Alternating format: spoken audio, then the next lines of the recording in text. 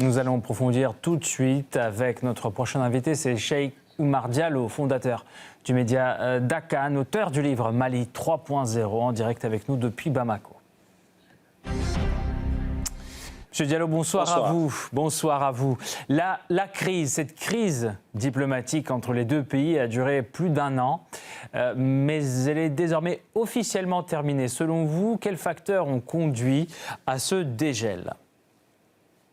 Bien, écoutez, avant tout, comme vous pouvez le noter, je porte une chemise noire pour accompagner dans leur deuil ceux qui pensaient que la fermeté de part et d'autre allait entraîner une dégradation majeure de la situation et à la limite une guerre régionale entre le Mali et l'Algérie et qui doivent aujourd'hui pleurer à très chaudes larmes de voir cette réconciliation, ce réchauffement se produire.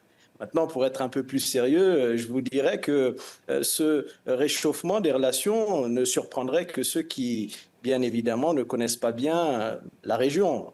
Le premier des facteurs qui joue, effectivement, c'est un facteur de géographie dont les deux États sont très fortement conscients. Nous sommes des voisins, nous partageons une frontière qui est gigantesque et qui fait que dans l'intégration de nos politiques de part et d'autre, eh bien, nous sommes bien obligés de compter sur la collaboration, la discussion, le dialogue de part et d'autre. La deuxième chose, comme ça a été indiqué dans votre reportage, c'est effectivement des interventions venant notamment des partenaires russes, qui ne sont pas des partenaires que du Mali, mais également de l'Algérie dans beaucoup de domaines, et qui fait que la Russie a tout intérêt aussi à travailler à aplanir un certain nombre de différends entre nos deux pays. Mais je suis convaincu qu'au-delà de la Russie, nos frères du Niger, qui ont très récemment lancé le processus d'exploitation d'un certain nombre de ressources naturelles, de la mise en place de pipelines et de beaucoup d'autres choses,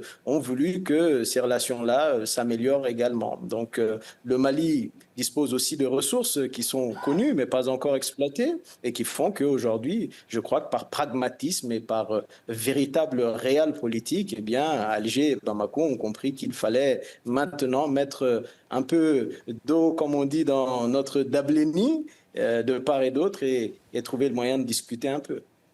Qui sont les détracteurs justement de ce processus que vous avez mentionné au début? Est-ce que par exemple des pays tiers ont pu profiter de la dégradation de ces relations au tout début? Que pensez-vous dans ce contexte de la position de la France par exemple? Ben, écoutez, je crois qu'il y a beaucoup d'États qui espéraient que cette dégradation des relations